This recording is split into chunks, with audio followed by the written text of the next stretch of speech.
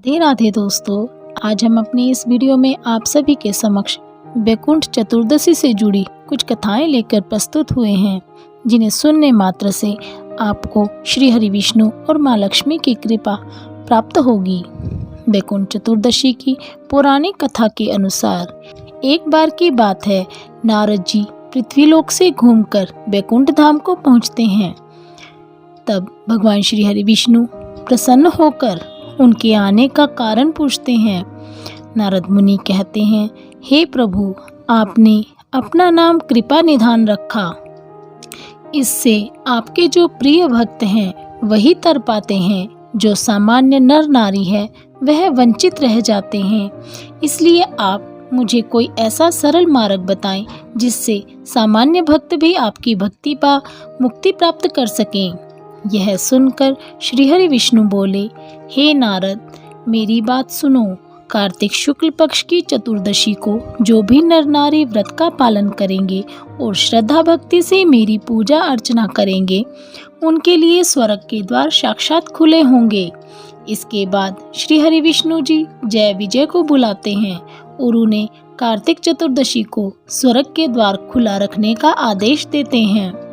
भगवान श्री हरि विष्णु कहते हैं कि इस दिन जो भी भक्त मेरा थोड़ा सा भी नाम लेकर पूजन करेगा वह वैकुंठ धाम को प्राप्त करेगा।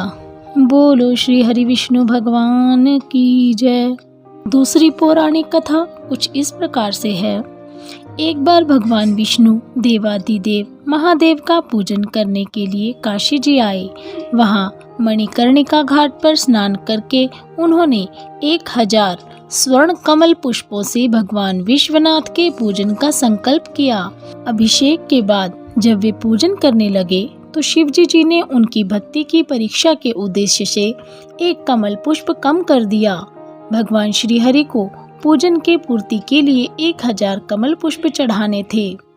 एक पुष्प की कमी देखकर उन्होंने सोचा, मेरी आंखें भी तो कमल के ही समान हैं। मुझे सभी भक्त कमल नयन और पुंडरीकाक्ष कहते हैं। यह विचार कर भगवान श्री हरि विष्णु अपनी कमल समान आंख चढ़ाने को प्रस्तुत हुए। विष्णु जी की इस अगाध भक्ति से प्रसन्न होकर देवादि महादेव प्रकट होकर बोले, हे विष्णुदेव, तुम्हारे समान संसार में दूसरा कोई मेरा भक्त नहीं है। आज की यह कार्तिक शुक्ल पक्ष की चतुर्दशी अब वैकुंठ चतुर्दशी कहलाएगी और इस दिन व्रत पूर्वक जो पहले आपका पूजन करेगा उसे वैकुंठ लोक की प्राप्ति होगी।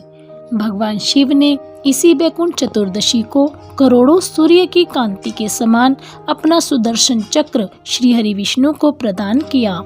शिव जी तथा विष्णु जी कहते हैं कि इस दिन स्वर्ग के द्वार खुले रहेंगे।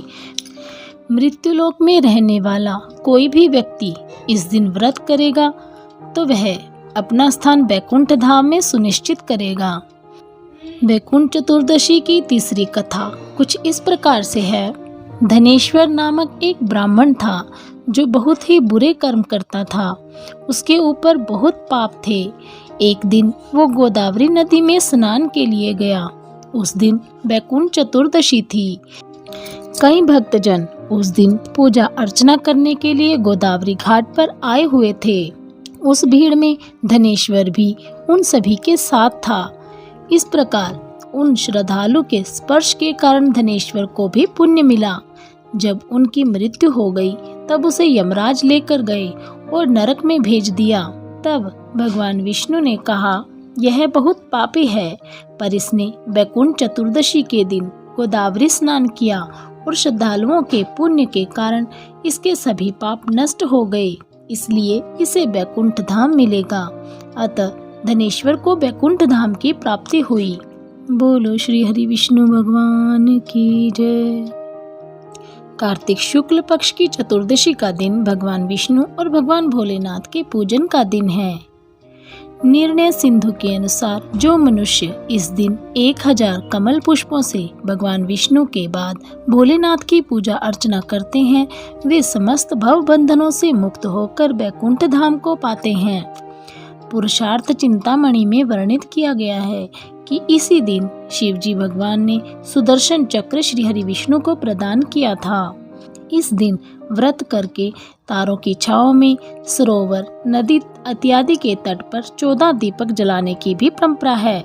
कार्तिक शुक्ल पक्ष को जो मनुष्य व्रत उपवास करके श्री हरि विष्णु का पूजन करते हैं, उनके लिए स्वर्ग के द्वार स्वयं ही खुल जाते हैं।